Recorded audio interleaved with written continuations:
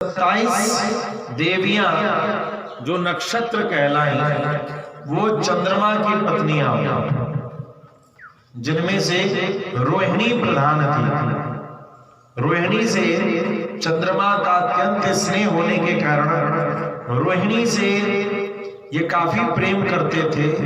इस पर दक्ष ने इन्हें श्रापित किया कि तुम एक पत्नी से तो खूब प्रेम करते हो और बाकी सबका सम्मान नहीं करते, इसलिए चंद्रमा को कलंक दे दिया, श्राप दे दिया। परिणाम यह हुआ कि चंद्रमा घटता बढ़ता रहा, चंद्रमा घटता बढ़ता रहा और पूर्ण सुंदरता एक ही दिन महीने में प्राप्त कर पाता है, जो हम सभी पूर्णिमा कहते हैं। लेकिन चंद्रमा के इस कर्म के कारण चंद्रमा को जो श्राप लगा, उसका परिणाम यह हुआ कि चंद्रमा का इन 27 पत्नियों से कोई भी संतान नहीं हुआ। एक और चीज आप ध्यान देंगे,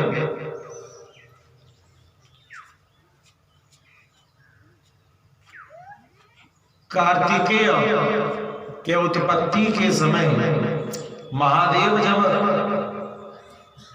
शिव शिवा कई हजार वर्षों तक तपस्यारत थे, भोगरत थे, विहार कर रहे थे, उस समय देवताओं ने देखा कि ऐसे परिदृश्य में महादेव का तेज जहां भी कहीं गिरेगा वह किस रूप में आएगा और क्या करेगा इस धरती के साथ, इस बात से चिंतित थे।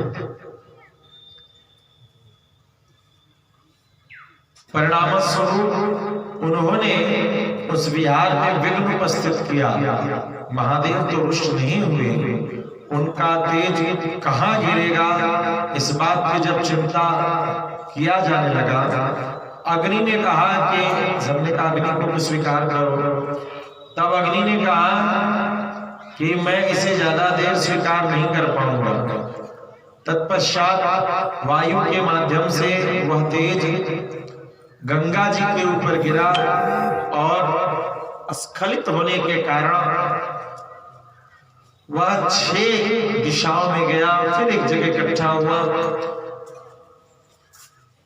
स्कंदिति गिरने के कारण जिसकी संतति का जिसका निर्माण हुआ उनका नाम हुआ स्कंद। और जब उन 6 बच्चों के पालन की बात हुई तो कृत्तिका, 6 कृत्तिकाओं ने उनका पालन किया तो उनका नाम हुआ कार्तिकेय। इधर पार्वती जी ने इसी प्रसंग में श्राप दिया देवताओं को कि तुम, मेरी इच्छा थी कि मैं गर्भ धारण करके एक संतान को जन्म दूं, लेकिन तुमने मुझे गर्भ धारण करने नहीं दिया, इसीलिए जाओ मैं श्रापित करते हूं कि तुम्हें भी तुम्हारी देवियों से कोई संतान की प्राप्ति अब नहीं होगी। तो इसके बाद से देवियों ने कोई भी संतान उत्पत्ति स्वर्ग में नहीं किया। यह श्राप जो है पार्वती जी ने देवियों को